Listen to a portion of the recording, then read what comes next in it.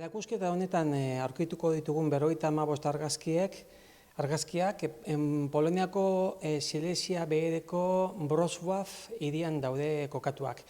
Argazki hau Wrocław bera da aurten 2016 urtean Donostiarekin batera Europako kultur hiriburua izango den hirietako bat Donostiarekin batera.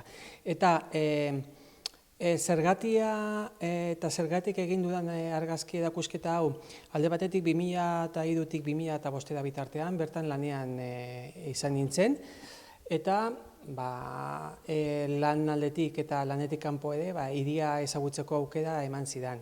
Eta horrek ere lagunak egin nituela eta harremanak bertakoekin. Bestalde, bertan ezagutu nuen nire emaztea eta nire familia politikoa Poloniakoa da. Eta horrek eman dit aukera, 2005tik honuntza, Poloniari buruzko informazioan gehiago sakontzeko, ikasteko eta herrialde horrekin harremanetan jarraitzeko. Orain dela 5-6 urte, aurreko erakusketa egiten ari nintzenean, sortu zitzaidan ideia hau egiteko. Orduan, aurretik nituen argazkiekin eta 2011an eta 2014an izandako bidaietan eta teatako argazkiekin osatu ahal izan dut gaur hemen daukagun argazki erakusketa. Poloniako Wrocławeko eta Poloniako mendebaldeko franja osoko hirien historia oso gogorra da. Eta arrazoi bat dago tartean. Da, hain zuzen, 1945 baino lehenago, hau da, Bigarren Mundu Gerra bukatu baino lehen Alemania zela, eta 1945 ondoren Polonia. Wrocławen kasuan, 1945an urtarrian 600.000 biztanleko ebakuazio masibo bat izan zen. Alemanak ebakuatu ziren negu beltzean, 15 gradu zero azpitik temperaturarekin, 100.000 lagun hil ziren hotzez, eta handik aste betera etorri ziren Armada Gorriko errusiarrak eta hiria setiatu zuten. Setioan, 80 eguneko setioan, izugarrizko sarraskiak izan ziren hirian, eta gogoratzen da Breslauko, hau da, Wrocławen izen zaharra, alemana, Breslauko bataila Bigarren Munduko bataila krudeletako bat dela. Kontua, ostera, hasi ziren biztanle poloniarrak ekartzen orduko Polonia ekialdetik, gaur egun Ukrainiako lurraldetatik. Orduan, halako historia gogorra da herrialde honek. Ez dauka zer ikusterik Europako beste herrietako historiarekin, ebakuazio masibo bat izan dalako eta alemaniar ia guztiak kendu ondoren Poloniara jarri dituzelako bertan. Eraikin garrantzitsuen artean Jala Estuletxea daukagu, Jala Ludova izena zuen aurretik. Jala Ludova da herriaren aretua eta Jala Estuletxea hain zuzen mendeurreneko aretoa. Hau da, alemanez zuen izena polonieraz. Eta eraikin garrantzitsuenetako bat da hirian bertan, bere garaian eraiki zenean Europako edo munduko kupularik handienetako bat zela. Eta badago anekdota bat, bertako langileak beldur zirela kupularen azpian igarotzeko beren denbora lanean, berdu zirelako kupulak berantz egingo zuela eta bereek bizia bertan galdu. Hain zuzen, 1987an Wrocławek izan zituen bere bizitzako uholderik okerrenetakoak. Eta hiriaren erdia edo laurdena urazpean geratu zen, 1.000 auto baino gehiago matxuratu, 3-4 egunez jendea udigabe egon zen, ez dakit 200.000 lagun, gauza nahiko gaur egun ezoizkoa zaigunak, ezta?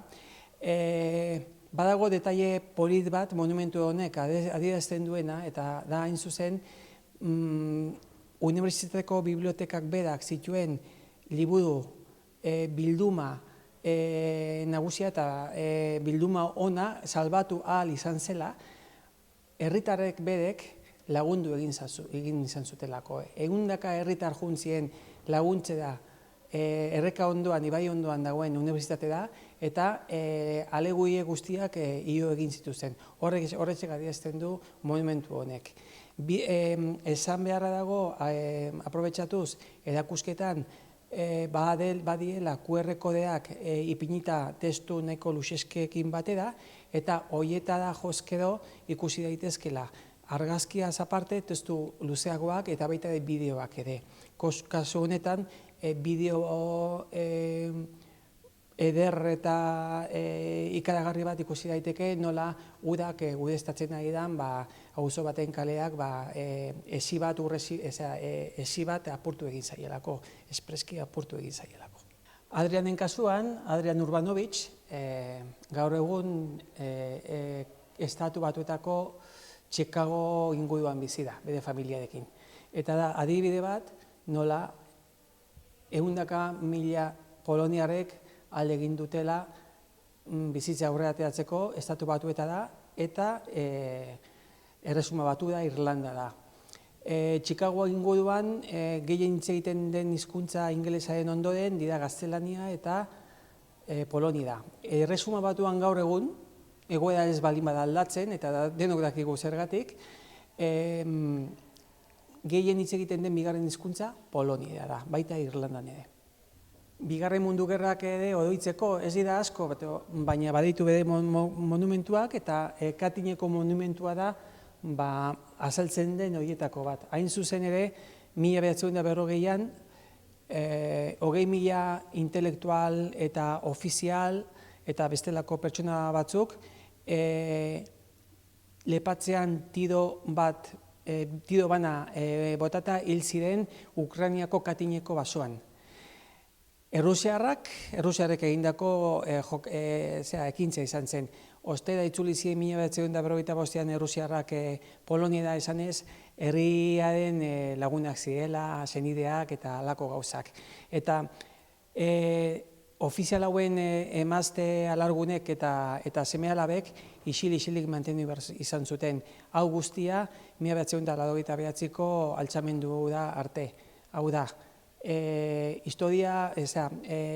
memoria historikoaren errekuperazioa badago baita ere egina eta egitekoa Polonian. Eta azkeneko panel honetan ikusi zaizkigu bertako kaleen eta eraikinen monumentu batzuk, esan bezala, naiz eta Wrocławek pairatu birrintze ikaragarria Bigarren Mundu Gerran, baditu monumentu eta auzo ikaragarri ederrak, eta bisitatzea merezi duela ez dago zalantzarik. Are gehiago, 2016 urtean eta aurretik, 2014 urtean ari ziren dagoeneko lanean, eraikin askoren, eriza askoren fatxadak eta margotu eta paindu izan dituzte, eta zubiak baita berkonpondu, eta gaur egun Wrocław inoiz baino ederrago dagoela zin egin dezaket. Beraz, hemen erakusketa hau ikusi eta gero, bertara joateko eta Poloniaz disfrutatzeko.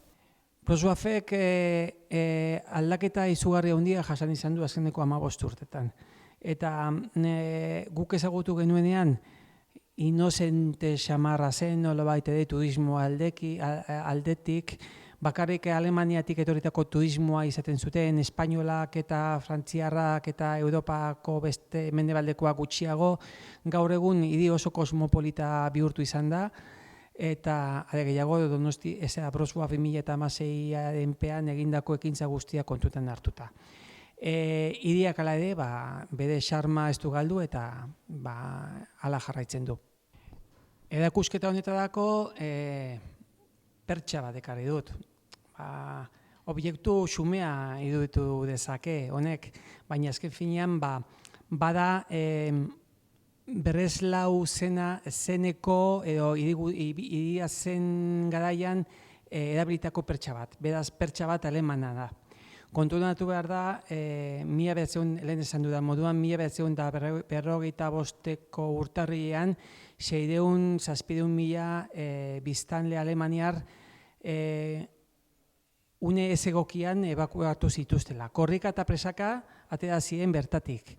Eta utzi zuten utzi zituzten etxeetan zeuzkaten gauza eta obiektu guztiak, pertsa hau barne. Ondoren etorri ziren higida beste 300.000 biztanle Polonia erdialdetik eta Polonia ekialdetik. Buk ibaiaren bestaldetik esaten duten moduan, pionedo horiek. Eta eudak ere etorri ziren garraiatuta ganadua garraiatzeko bagoietan eta modu nahiko txarrean. Eta hauek ere ezer gabe etorri ziren Wrocław birpopulatzera. Eta pertsarik gabe etorri ziren dirudienez. Kontua da, Polonia horiek guztiak erabilitu zituztela alemanek utzitako gauza guztiak. Bazegoen gaur Platz Grunwaldzki izeneko plazan, garai hartan plaza ezenean, Schaberplatz, plaza zen, baina beste izen batekin, Schaberplatz izeneko plaza bat. Eta han, biltzen ziren 100.000 lagun egunero saledosketan. Eta horien gauza guztien artean saldu eta edosten zituzten alemanek utzitako gauzak. Naiz eta erregimen komunistak debekatu, ezin ziren gauzak, alemanek utzitako gauzak edosi eta saldu. Kontua da, pertsa hau erabili daitekela gaurko egunean metafora moduan. Azken finean, aleman horiek guztiak alde egin izan zuten Breslautik eta Wrocławera itzuli ziren poloniar biztanle horiek guztiek bizitza berri bat hasi berri izan zuten herri honetan.